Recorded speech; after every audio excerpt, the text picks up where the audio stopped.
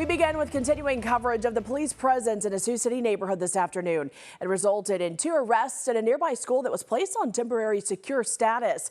Good evening. I'm Jessica Bowman. Thanks for joining us. Officers were sent to the Leeds neighborhood at 41st and Monroe Street just before noon today. Agents from the Special Investigation Unit tried to arrest 30-year-old Landon Shortenhals, who had outstanding felony warrants for drug charges from back in 2023.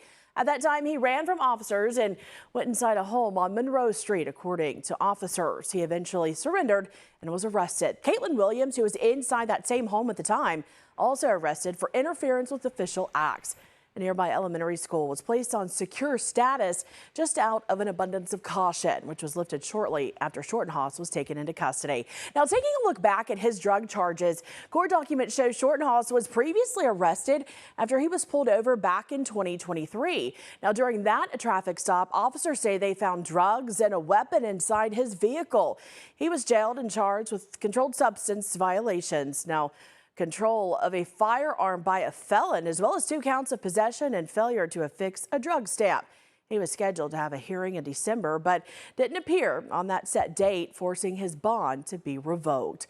According to police, one officer had minor injuries from glass that broke during the incident. Of course, we'll continue to keep you updated as the case unfolds.